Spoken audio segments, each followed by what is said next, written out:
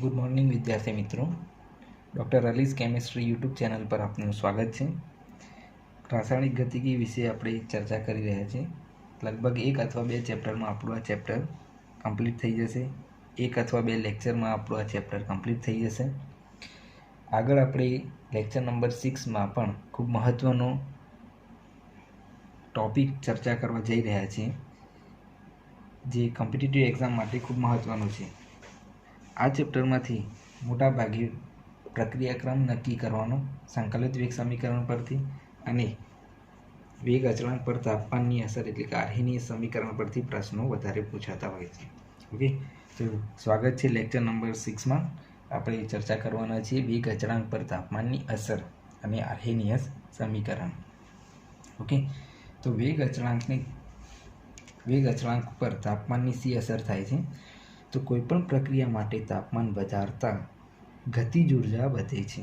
કોઈપણ પ્રક્રિયકોના અણુઓ હોય એમની ગતિજ ઉર્જા વધે અને વેગ અચળાંક વધે છે. ઓકે, તો તાપમાન વધારતા ગતિજ ઉર્જા વધે અને વેગ અચળાંક કે પણ વધે છે. કોઈપણ પ્રક્રિયા માટે 10 ડિગ્રી સેલ્સિયસ જેટલું તાપમાન વધારવામાં આવે તો ગતિજ ઉર્જા માત્ર 3% જેટલી જ વધે છે. ગતિજ ઉર્જા કેટલી વધે છે? 3% જેટલી, પરંતુ વેગ અચળાંક 2 ગણો થઈ જાય છે, ડબલ થઈ જાય છે. ઓકે, તો ફરીથી એકવાર કે 10 ડિગ્રી જેટલું તાપમાન વધારવામાં આવે તો વેગ અચળાંક 2 ગણો થઈ જાય છે. ઓકે, તો તાપમાન અને વેગ અચળાંક કેનો સંબંધ દર્શાવતું સમીકરણ આર્હેનિયસ નામના વૈજ્ઞાનિકે આપેલું. જે સમીકરણ આપણે સીધું જ અહીંયા લખીએ છીએ કે બરાબર A ઇન્ટુ e⁻ જ્યાં ટી જે છે એ તાપમાન છે.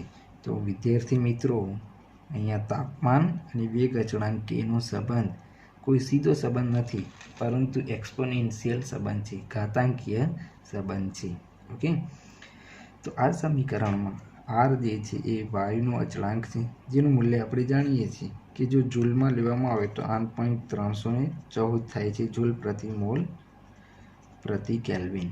ઓકે, કે જે છે વેગ અચળાંક છે, ટી તાપમાન છે, ઈ એ સક્રિયકરણ ઉર્જા છે, જ્યારે એ જે છે આર્હેનિયસનો અચળાંક છે, જેને ફ્રીક્વન્સી ફેક્ટર પણ કહેવામાં આવે છે અથવા પ્રી એક્સપોનેન્શિયલ ફેક્ટર પણ કહેવામાં આવે છે. ઓકે, તો આપણે આ આર્હેનિયસ સમીકરણ પરથી એને થોડું સાદું સ્વરૂપ આપી દઈએ. ઓકે, તો આપણે બંને બાજુ ln લઈ લેતા, એટલે કે નેચરલ લોગેરિધમ લેતા. તો નેચરલ લોગેરિધમ લેતા ln k is equal two ln a minus EA/RT થઈ જશે. ઓકે, કેમ કે અહીંયા ગુણાકારમાં છે એટલે અહીંયા પ્લસ થઈ જશે, પરંતુ EA/RT આગળ માઇનસ છે એટલે એ માઇનસ થઈ જશે. ઓકે, તો ln k ln is equal two ln a minus EA/RT. Okay, તો આમાં આપણે આને થોડું સ્પ્લિટ કરીએ તો ln k minus EA/1/T plus ln a. જો આ સમીકરણને આપણે y is equal two mx plus c સાથે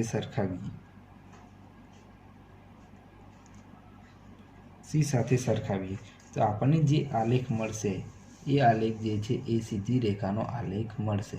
ઓકે, જે આપણે અહીંયા દર્શાવેલું છે કે ln k વિરુદ્ધ 1/T નો આલેખ જે છે એ આપણને મળશે સીધી લાઈન, જેમાં ઢાળ જે છે એ નેગેટિવ છે એટલે આપણને આ રીતે સ્ટ્રેટ લાઈન મળશે, અને જે ઇન્ટરસેપ્ટ જે છે આંતરછેદ એ ln a સ્વરૂપે મળશે c.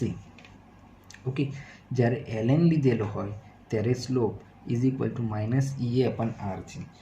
પણ જો આને હું કન્વર્ટ કરું કે લોગમાં કન્વર્ટ કરવું છે તો 2.303 log k is equal to minus EA/R1/T plus 2.303 log a થઈ જશે.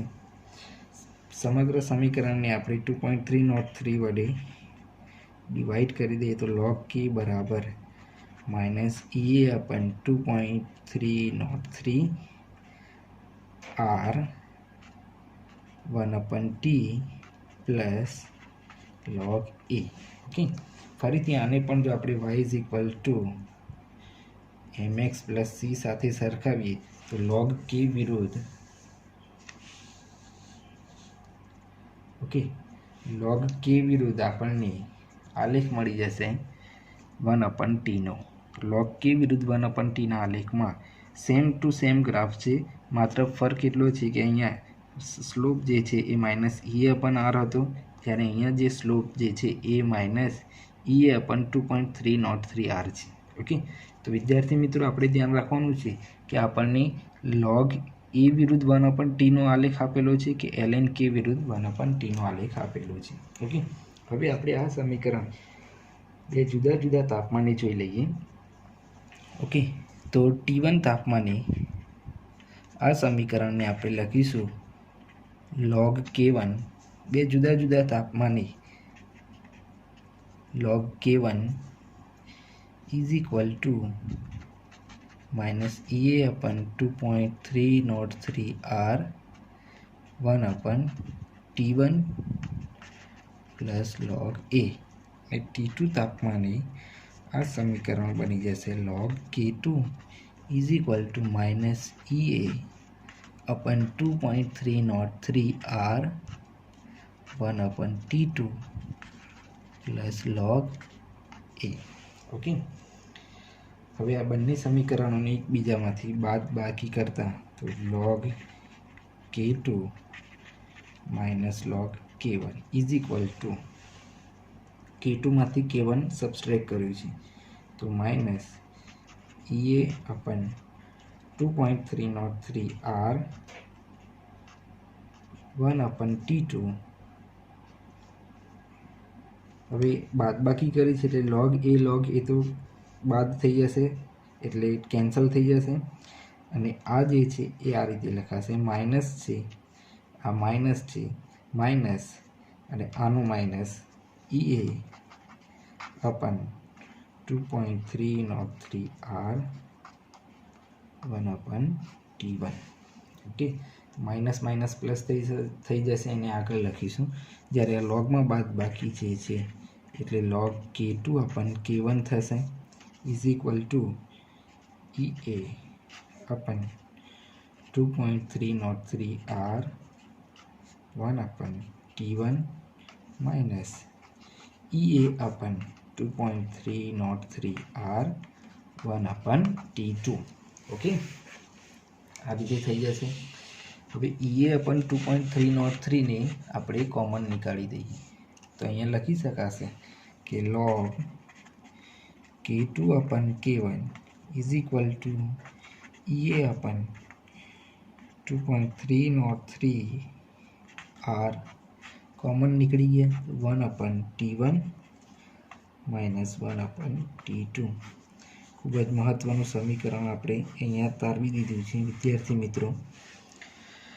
યાદ રાખજો ફરીથી log K2/K1, અહીંયા K2/K1 છે, જ્યારે અહીંયા T1 T2 છે। Okay, log K2/K1 is equal two EA/2.303R 1/T1 minus 1/T2। Okay, તો ફરીથી એકવાર કે આમાં આપણે મહત્ત્વના સમીકરણ જોયા, એમાં એક મહત્ત્વનું સમીકરણ આ છે k બરાબર A e−EA/RT। બીજું મહત્ત્વનું સમીકરણ જે છે એ આ છે log k બરાબર -EA/2.303R 1/T plus log A। Okay, તો બે જુદા જુદા તાપમાને વેગ અચળાંકનો સંબંધ આપણે તારવવો હોય તો વેગ અચળાંકનો સંબંધ આપણે આ સમીકરણ પરથી મેળવી શકીએ છીએ। log K2/K1 is equal two EA/2.303R 1/T1 minus 1/T2। Okay, સૌથી પહેલાં સમીકરણ આપણે જોયેલું હતું એ હતું k બરાબર A e−EA/RT। આ સમીકરણ પરથી એક કન્સેપ્ટ મહત્ત્વનો અહીંયા છે, એ કન્સેપ્ટ છે જો તાપમાન વધે અથવા તો સક્રિયકરણ ઉર્જા એ ઘટે તો EA/RTનો જે રેશિયો જે છે એ ઘટે, તો -EA/RTનો રેશિયો વધે, કેમ કે આગળ માઇનસ આવી ગઈ, તો E⁻EA/RT મૂલ્ય પણ વધે. ઓકે, તો કેનું મૂલ્ય હવે -EA/RTનું મૂલ્ય વધે તો કેનું મૂલ્ય પણ વધે, કેમ કે એ તો અચળાંક છે, તો આનું મૂલ્ય વધે. ઓકે, E⁻EA/RTનું મૂલ્ય વધે તો કેનું મૂલ્ય પણ વધે. ઓટોમેટિકલી એનું મૂલ્ય ઘટે, કેમ કે આ બંનેનો ગુણાકાર હોય તો આ અચળ મળે ને, એટલા માટે. ઓકે, તો કેનું મૂલ્ય વધે, વેગ અચળાંકનું મૂલ્ય વધે તો પ્રક્રિયા વેગ પણ વધે. તો અલ્ટિમેટલી આપણે ફરીથી જોઈએ, તાપમાન વધે તો પ્રક્રિયા વેગ વધે, કે વધે. સક્રિયકરણ ઉર્જા ઘટે તો પણ કે વધે અને પ્રક્રિયા વેગ વધે. તો ખૂબ મહત્વનો કન્સેપ્ટ છે વિદ્યાર્થી મિત્રો, યાદ રાખજો. ઓકે, ચલો એના પછી આપણે આગળ જોવાનું છે અથડામણ સિદ્ધાંત. હવે કોઈ પણ પ્રક્રિયા જે છે એ પ્રક્રિયાની ક્રિયાવિધિ બે ક્રિયાવિધિ પ્રમાણે થાય છે. એક છે અથડામણ સિદ્ધાંત અને બીજો છે સક્રિયકૃત સંકીર્ણ સિદ્ધાંત. થિયરિટિકલ પાર્ટ છે પણ આપણે એને જોઈ લઈશું. 1916થી 1918 વચ્ચે મેક્સ સ્ટ્રાઉસ અને વિલિયમ લુઇસ નામના વૈજ્ઞાનિકે વાયુના ગતિમય સિદ્ધાંત પરથી અથડામણ સિદ્ધાંત આપેલો, જેમાં આપણે જોવાનું છે અથડામણ આવૃત્તિ. તો એકમ કદમાં પ્રતિ સેકન્ડે અથડામણની સંખ્યાને અથડામણ આવૃત્તિ કહે છે. એકમ કદ એટલે ધારો કે મેં કોઈ એક વેસલ લઈ લીધું છે, વાસણ જે છે એનું કદ જે છે એ V લઈ લીધું છે. એમાં રહેલા પ્રક્રિયકોમાં પ્રતિ સેકન્ડે થતી અથડામણની સંખ્યાને અથડામણ આવૃત્તિ Z કહે છે. એટલે આપણે આર્હેનિયસના સમીકરણમાં જો આર્હેનિયસ અચળાંક એની જગ્યાએ આપણે ZAB મૂકી દઈએ. ZAB એટલે જો AB પ્રક્રિયા લીધી હોય આપણે, તો A પ્રક્રિયક અને B પ્રક્રિયક વચ્ચે અથડામણની સંખ્યા, તો ZAB ×E⁻EA/RT. ઓકે, હવે અથડામણમાં એવું કહેવાય છે કે બધી જ અથડામણ જે છે એ નિપજમાં રૂપાંતરિત થતી નથી.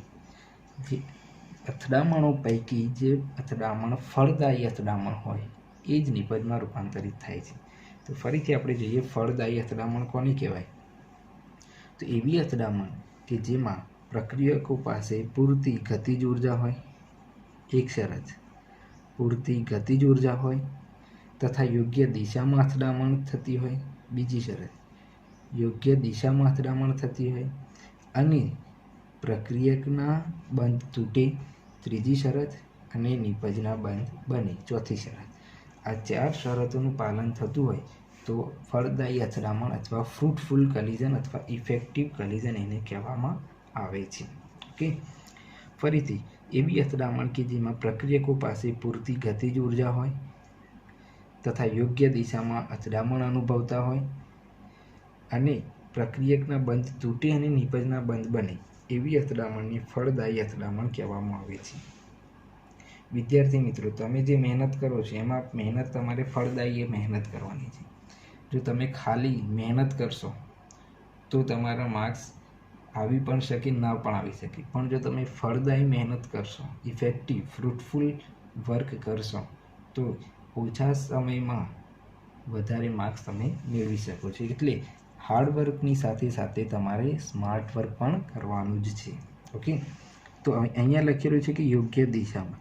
એનું એક ઉદાહરણ આપણને અહીંયા આપેલું છે કે જો આ પ્રક્રિયા જે છે, અહીંયા જે પ્રક્રિયા થાય છે કે બ્રોમોમિથેન અને OHનો અથડામણ, જો બ્રોમોમિથેનમાં OHની અથડામણ આ દિશામાં થાય, ઓકે, જે બાજુ Br છે એ દિશામાં થાય તો એને કહેવાય અયોગ્ય અથડામણ. એટલે કોઈ Br નીકળશે નહીં, OH એમાં એન્ટર થશે નહીં, એટલે પ્રક્રિયા બનશે નહીં, પ્રક્રિયા થશે નહીં, જેને કહેવાય અયોગ્ય અથડામણ. ઓકે, પણ જો OH- વિરુદ્ધ દિશામાંથી અથડામણ કરે, ઓકે, Bરની વિરુદ્ધ દિશામાં, તો OH એન્ટર થતો જશે, Br નીકળતો જશે, તમે જોઈ શકો છો અહીંયા OH અંદર આવતો જાય છે Br નીકળતો જાય છે, જેને આપણે કહીશું યોગ્ય અથડામણ, અને આપણને છેવટે નિપજ મળે છે. ઓકે, તો અથડામણ યોગ્ય દિશામાં થવી પણ જરૂરી છે. હવે આ અથડામણ સિદ્ધાંતમાં 4 મહત્વના મુદ્દા આવરી લેવામાં આવે છે કે પ્રક્રિયા અનુભવતા અણુઓ વચ્ચે અથડામણ થવી જરૂરી છે, પહેલી શરત. બીજી શરત છે, જે અથડામણોમાં અણુઓની ઉર્જા સક્રિયકરણ ઉર્જાથી વધુ હોય તેવા પ્રક્રિયકો જ અથવા તેવી અથડામણો દ્વારા જ આપણને નિપજો મળે છે અથવા તેવા જ અણુઓ પ્રક્રિયામાં ભાગ લે છે. જો સક્રિયકરણ ઉર્જા કરતાં ઓછી ઉર્જા હોય તેવા ભાગ લેતા નથી. અથડામણ ફળદાયી થવા માટે અણુઓ પાસે ચોક્કસ લઘુત્તમ ઉર્જા થ્રેશોલ્ડ ઉર્જા હોવી જરૂરી છે. હવે થ્રેશોલ્ડ ઉર્જા શું છે આપણે જોઈએ છીએ. અને ચોથા નંબરમાં છે સક્રિયકરણ ઉર્જા બરાબર થ્રેશોલ્ડ ઉર્જા માઇનસ અથડામણ અનુભવતા અણુઓની ઉર્જા. એટલે કે એને આપણે જોઈએ થ્રેશોલ્ડ ઉર્જા અને સક્રિયકરણ ઉર્જા પહેલાં આપણે જોઈ લઈએ, એટલે તમને આ મુદ્દાઓ ક્લિયર થઈ જાય. ઓકે, તો થ્રેશોલ્ડ ઉર્જા એટલે પ્રક્રિયા થવા માટે અણુઓ પાસે ચોક્કસ લઘુત્તમ ઉર્જા હોવી જોઈએ, જેને આપણે થ્રેશોલ્ડ ઉર્જા કહીએ છીએ. ઓકે, જ્યારે સક્રિયકરણ ઉર્જા શું છે, તો પ્રક્રિયા થવા માટે પ્રક્રિયકો પાસે રહેલી વધારાની ઉર્જા થ્રેશોલ્ડ ઉર્જા સિવાયની બીજી વધારાની ઉર્જા હોવી જોઈએ, જેને કહેવામાં આવે છે સક્રિયકરણ ઉર્જા. દાખલા તરીકે આપણે જાણીએ છીએ કે માણસ જ્યારે ઊંઘતો હોય છે ત્યારે પણ તેનું શરીર કામ કરતું હોય છે. કેમ કે એનામાં થ્રેશોલ્ડ ઉર્જા રહેલી હોય છે. ઓકે, ધારો કે કોઈ માણસ સૂઈ રહ્યો છે તો એના શરીરમાં ઉર્જા હોય છે, એ ઉર્જાને આપણે લઈ શકીએ થ્રેશોલ્ડ ઉર્જા તરીકે. પણ જો એ માણસે કંઈક કામ કરવું હોય તો એને ઊભા થવું પડશે. ઓકે, ઊભા થઈને કામ કરવું પડશે. તો ઊભા થઈને કામ કરવા માટે જે વધારાની ઉર્જાની જરૂર છે એને કહેવામાં આવે છે સક્રિયકરણ ઉર્જા. વધારાની ઉર્જાને કહેવામાં આવે છે સક્રિયકરણ ઉર્જા. ઓકે, તો નિદ્રા અવસ્થામાં હોય તો થ્રેશોલ્ડ, અને ઊભા થઈને કામ કરવું હોય, એક્ટિવ થવું હોય, સક્રિય થવું હોય તો સક્રિયકરણ ઉર્જા. ઓકે, આ લેખમાં આપણે જોઈ શકીએ છીએ કે પ્રક્રિયા અક્ષથી એટલે ભૂમિ અવસ્થાથી અહીંયાનો જે ગ્રાફ જે છે અહીંયા સુધીની જે ઉર્જા છે એને કહેવામાં આવે છે થ્રેશોલ્ડ ઉર્જા ET. ઓકે, જ્યારે પ્રક્રિયકથી આ મહત્તમ ટોચ સુધીની ઉર્જા જે છે એને પ્રક્રિયકની સક્રિયકરણ ઉર્જા કહેવામાં આવે છે. જ્યારે નિપજ હોય તો નિપજની સક્રિયકરણ ઉર્જા. અને અહીંયા ભૂમિ અવસ્થામાંથી જે નિદ્રા અવસ્થામાં આપણે કહીએ તો એ નિદ્રા અવસ્થા એ ઉર્જાને આપણે કહીએ છીએ પોટેન્શિયલ ઉર્જા. તો પ્રક્રિયક માટે P1 અને નિપજ માટે P2. ઓકે, તો આમ ભૂમિ અવસ્થાથી લઈને ટોચ સુધીની જે ઉર્જા જે છે લઘુત્તમ ઉર્જા એના પાસે હોવી જોઈએ, તો તેને કહેવામાં આવે છે થ્રેશોલ્ડ ઉર્જા. ઓકે, ચલો હવે આગળ ચર્ચા કરીએ આપણે સક્રિયકૃત સંકીર્ણ સિદ્ધાંત. હવે સક્રિયકૃત સંકીર્ણ સિદ્ધાંતમાં એવું માનવામાં આવે છે કે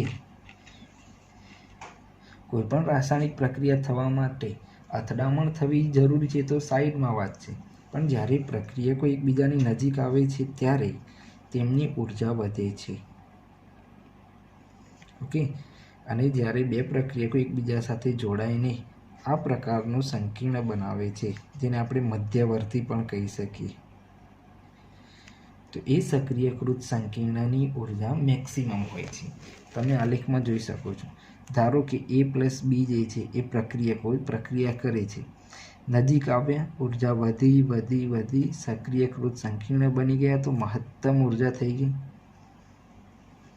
ઓકે, ત્યાર પછી પાછા નિપજમાં રૂપાંતરિત થાય છે ત્યારે એકબીજાથી દૂર થાય છે અને ઉર્જા પાછી ઘટે છે. એટલે ટોચ ઉપર પહોંચીને પાછા નીચે ઉતરે છે. એટલે કે આપણે કોઈ પર્વત ઉપર ચડતા હોઈએ તો ઉર્જા વધુ વપરાય. ઓકે, જ્યારે નીચે આવીએ તો ઓટોમેટિક પણ નીચે આવતા હોઈએ છીએ. એટલે ટોચ ઉપર પહોંચે ત્યારે મહત્તમ ઉર્જા હોય છે. ઓકે, તો તો સક્રિયકૃત સંકીર્ણ સિદ્ધાંત આપણને સમજાવે છે કે જ્યારે કોઈ પણ રાસાયણિક પ્રક્રિયા થતી હોય ત્યારે પ્રક્રિયકો એકબીજાની નજીક આવે છે, સક્રિયકૃત સંકીર્ણ બને છે અને સક્રિયકૃત સંકીર્ણમાંથી બંધ તૂટીને નિપજો બને છે. હવે આમાં જે છે આ સ્ટેપ જે છે એને હું રિવર્સિબલ બતાવું છું, કેમ કે અહીંયા શક્યતા એ છે કે બંધ અહીંયાથી પણ તૂટે અથવા તો બંધ અહીંયાથી પણ તૂટે. જો બંધ અહીંયાથી તૂટે તો પાછા પ્રક્રિયકોના પ્રક્રિયકો જ બની શકે, જ્યારે બંધ અહીંયાથી તૂટે તો નિપજોમાં કન્વર્ટ થાય. ઓકે, હવે આપણને અહીંયા બે ગ્રાફ આપેલા છે, એ બે ગ્રાફ આપણે ફોકસ કરવાના છે. તો જુઓ, અહીંયા પ્રક્રિયકોની ઉર્જા અહીંયા છે, ત્યારે નિપજોની ઉર્જા એનાથી ઉપર છે. ઓકે, તો આવી પ્રક્રિયા માટે પ્રક્રિયકોની ઉર્જાને આપણે ER કહીશું, નિપજોની ઉર્જાને EP કહીશું, પ્રોડક્ટ. ઓકે, તો EP માઇનસ ER જે છે, EP માઇનસ ER આનું મૂલ્ય વધુ છે જ્યારે આનું મૂલ્ય ઓછું છે. તો EP માઇનસ ER જે છે એ આપણને પોઝિટિવ મળશે. જો પોઝિટિવ મળે તો પ્રક્રિયા ઉષ્મા શોષક એન્ડોથર્મિક પ્રક્રિયા કહેવાય. ઓકે, તો ફોરવર્ડ પ્રક્રિયા લઈએ અને રિવર્સ લઈએ તો એનો તફાવત પણ આપણને પોઝિટિવ મળશે.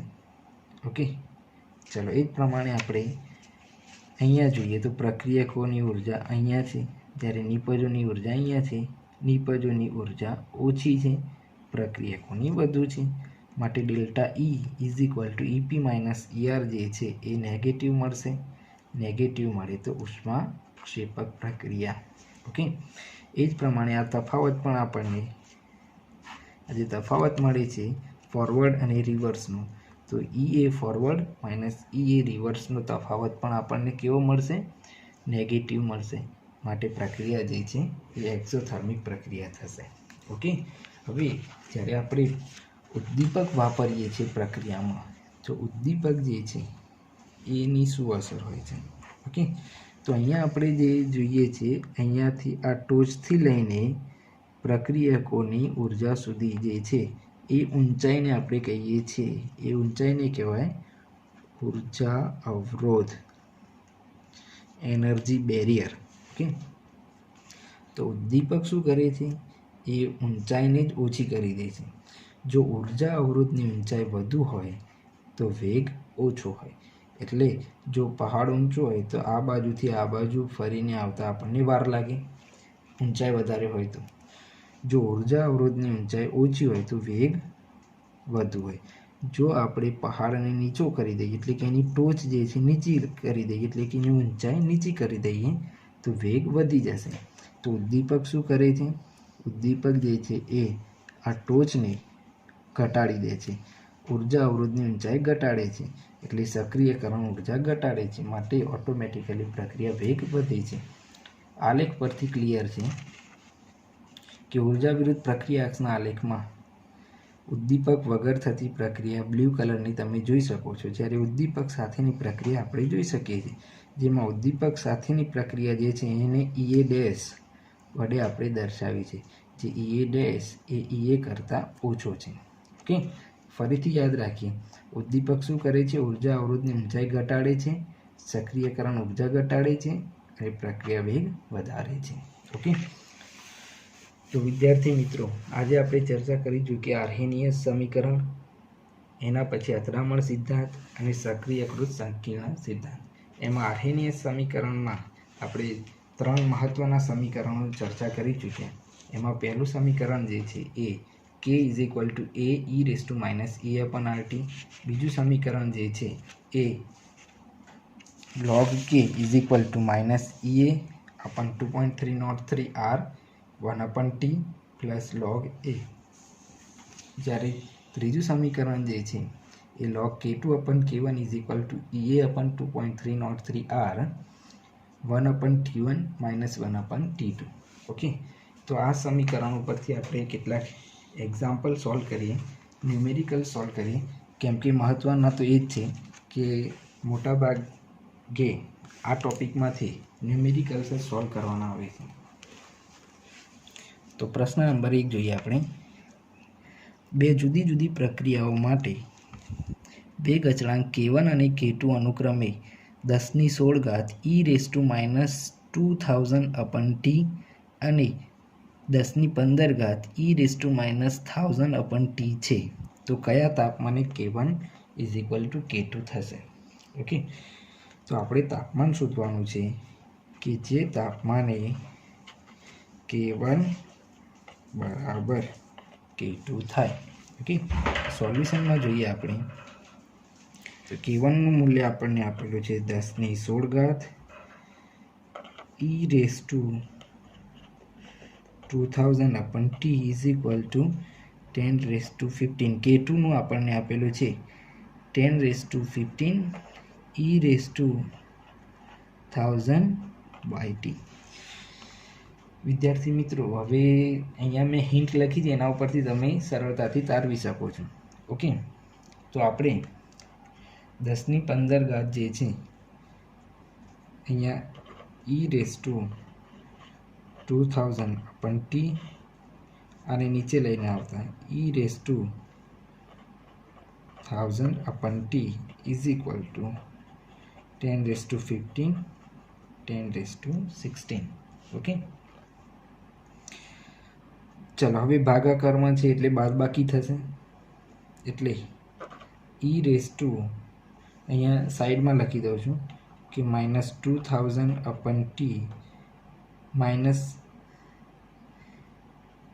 માઇનસ પ્લસ થઈ જશે 1000/t, એટલે અહીંયા વધશે -1000/t. ઓકે, e⁻1000/t ભાગાકારમાં છે એટલે બાદબાકી થઈ જશે. ઓકે, અને અહીંયા રહેશે 10^-1. ઓકે, અહીંયા મેં સીધું જ તમને બતાવી દીધું છે કે કઈ રીતે આનો બાદબાકી થાય છે. ઓકે, ચલો હવે એક બાજુ e છે અને બીજી બાજુ log છે, સોરી 10 છે. હવે બંનેના એક્સપોનન્ટને આપણે સરખા કરવા હોય તો શું કરવું પડશે? તો સૌથી પહેલાં આપણે log લઈ લઈએ. તો log લેવા માટે આપણે 2.303 log 10^1000/t = log 10^10⁻⁻1. ઓકે, તો આપણે આના ઉપરથી લખી શકીએ, સોરી 2.303 અહીંયા પણ આવશે. ઓકે, ચલો તો વિદ્યાર્થી મિત્રો 2.303 તો કેન્સલ થઈ જશે. ઓકે, અને આ 10^-1 છે બરાબરની આ બાજુ આવી જશે. તો અહીંયા આપણે લખી શકીએ છીએ માઇનસ, આ પણ આગળ આવશે -1000/t log 10 e = -1. ઓકે, તો માઇનસ કેન્સલ થઈ જશે. ઓકે, તો હવે સીધા જ આના ઉપરથી આપણે લખી શકીએ છીએ કે t =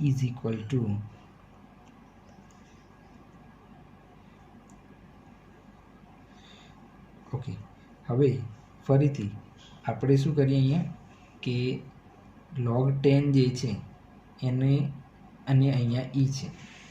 ઓકે, તો જો ln ને logમાં રૂપાંતરિત કરવું હોય તો 2.303 log લખી શકાય છે. તો logને lnમાં રૂપાંતરિત કરવું હોય તો આપણે અહીંયા લખી શકીએ 1000/t. ઓકે, ln e અને 2.303 = 1. ઓકે, તો આપણને તાપમાન મળી જશે T બરાબર સોરી કેન્સલ થઈ ગયા, માઇનસ તો એટલે માઇનસ નહીં પ્લસ આવી જશે. ઓકે, અને આ 1000 જે છે એને લખી દીધા, આ ટીને આપણે આ બાજુ લઈ લીધો ભાગ્યા 2.303 અને કેલ્વિનમાં જવાબ મળશે. ઓકે, સોરી વિદ્યાર્થી મિત્રો, ફરીથી હું તમને અહીંયાથી એક્સપ્લેન કરી લઉં છું કે e⁻1000/t = 10⁻⁻1 આવ્યો હતો. તો આપણે 2.3 log લઈ લીધો તો 2.303 log e⁻1000/t = 2.303 log 10^10⁻⁻1. Okay, 2.303 cancel થઈ ગયા ઓકે, આ 1000/t ને આગળ લઈ લેતા તો 1000/t log 10 છે ઇઝ ઇક્વલ ટુ આ -1 બેઝને બંને સેમ છે એટલે -1 આગળ આવી જશે. -1 માઇનસ કેન્સલ તો 1000/t log 10 રહ્યો. હવે ln is equal two 2.303 log, તો log ઇઝ ઇક્વલ ટુ શું લખી શકાય? ln ભાગ્યા 2.303. ઓકે, હવે ln કેમ લખ્યું? તો lnમાં બેઝ હોય છે, જ્યારે લોગમાં બેઝ 10 હોય છે. ઓકે, તો 1000/t. હવે આ લોગનું lnમાં રૂપાંતરણ કર્યું તો ln બેઝ અપન 2.303. ઓકે, તો ઇઝ ઇક્વલ ટુ 1. તો t is equal two 1000. t અહીંયાથી અહીંયા આવી જશે એટલે 1000/2.303 એટલે આપણો જવાબ રહેશે 1000/2.303 કેલ્વિન, જે આપણને પ્રશ્નમાં આપેલો છે. ઓકે, તો b ઇઝ ઇક્વલ ટુ 1000/2.303 કે આપણો સાચો જવાબ રહેશે. ઓકે, ચલો એના પછી આપણે આગળ બીજા નંબરનો પ્રશ્ન જોઈએ. એમાં આપણને આપેલું છે. ઓકે વિદ્યાર્થી મિત્રો, તો બીજા નંબરનો પ્રશ્ન છે. એક શૂન્ય ક્રમની પ્રક્રિયા માટે તાપમાનમાં 10 ડિગ્રી સેલ્સિયસના વધારાથી વેગ 2 ગણો થઈ જાય છે. જો 10 ડિગ્રી સેલ્સિયસ તાપમાન વધારવામાં આવે તો વેગ 2 ગણો થઈ જાય છે. તો તાપમાન 10 ડિગ્રી સેલ્સિયસથી 100 ડિગ્રી સેલ્સિયસ કરવામાં આવે ત્યારે વેગમાં થતો વધારો. ઓકે, તો વિદ્યાર્થી મિત્રો, આ પ્રકારનો જ્યારે પ્રશ્ન પૂછાય તો ખૂબ જ સરળ છે.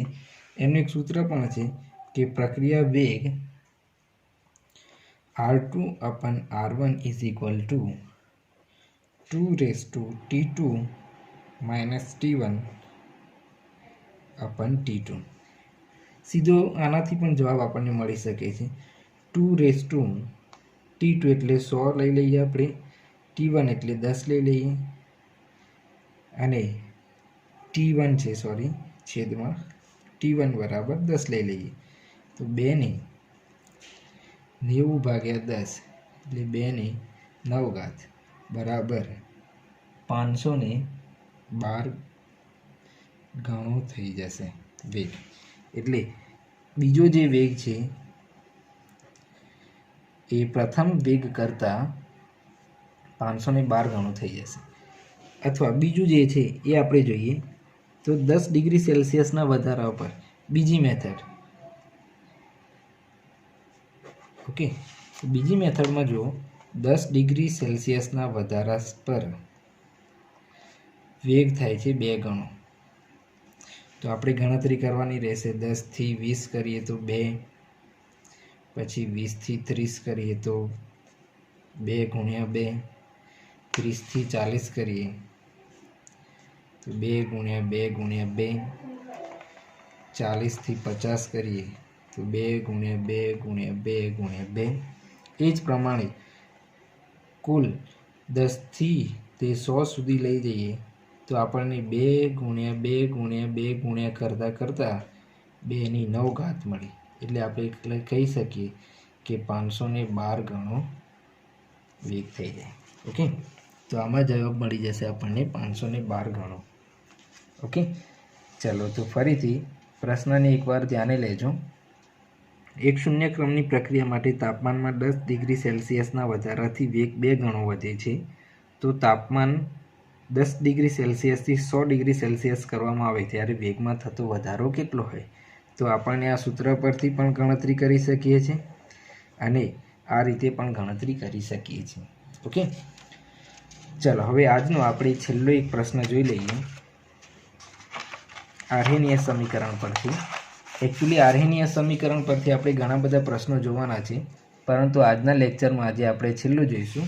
આગળના લેક્ચરમાં હજુ વધારે ન્યુમેરિકલ્સ આર્હેનિયસ સમીકરણ પરથી જોઈશું, અને છેલ્લો ટોપિક જે છે એ થોડો નાનો છે, અઘરો પણ છે અને નહિવત પૂછાય છે, એ પણ આપણે ચર્ચા કરી લઈશું. ઓકે, તો આવતા લેક્ચરમાં આપણે ચર્ચા કરવાની છે આર્હેનિયસ સમીકરણ પરથી કેટલાક ન્યુમેરિકલ્સ અને એક નાનો પોઈન્ટ. ઓકે, આજનો આપણે છેલ્લો એક્ઝામ્પલ જોઈએ તો જ્યારે તાપમાન 20 ડિગ્રી સેલ્સિયસથી 35 ડિગ્રી સેલ્સિયસ કરવામાં આવે છે ત્યારે વેગ અચળાંક બમણો થાય છે. ઓકે, તો T1 આપણે લખી દઈએ સોલ્યુશનમાં. T1 બરાબર આપણને આપી દીધેલા છે 20 ડિગ્રી સેલ્સિયસ. કેલ્વિનમાં એને રૂપાંતરિત કરી દઈએ આપણે તો 293 કેલ્વિન થઈ જશે. T2 આપણને આપેલા છે 35 ડિગ્રી સેલ્સિયસ, એને આપણે રૂપાંતરિત કરીશું તો 308 કેલ્વિન થઈ જશે. ઓકે, તો વેગ અચળાંક K2 જે છે એ K1 કરતાં બમણો થાય છે. ઓકે, તો પ્રક્રિયાની સક્રિયકરણ ઉર્જા કેટલી થશે આપણે શોધવાનું છે EA. હવે બે અલગ અલગ તાપમાનો આપેલા છે તો આર્હેની સમીકરણ log K2 upon K1 is equal to સમીકરણ છે EA upon 2.303 R 1 upon T1 minus 1 upon T2 log K2 બરાબર આપણે ટ્વાઇસ K1 લખી શકીએ, નીચે K1. એ આપણે શોધવાનું છે 2.303 આરનું મૂલ્ય જે છે આપણને આપેલું છે 8.314. હવે જૂલમાં આપેલું છે એટલે જે સક્રિયકરણ ઉર્જા એ મળશે એ જૂલમાં મળશે. Okay, 1 upon T1 293, 1 upon T2 308. Okay, તો અહીંયા log 2 રહી જશે બરાબર માઇનસ એ અપન 0.303 8.314 ગુણ્યા 308 માઇનસ 293 ભાગ્યા 293 ગુણ્યા 308. ઓકે, જ્યારે આપણે આને સિમ્પ્લિફાય કરીશું તો એ સિમ્પ્લિફાય કરીને આપણને ઈની મૂલ્ય મળી જશે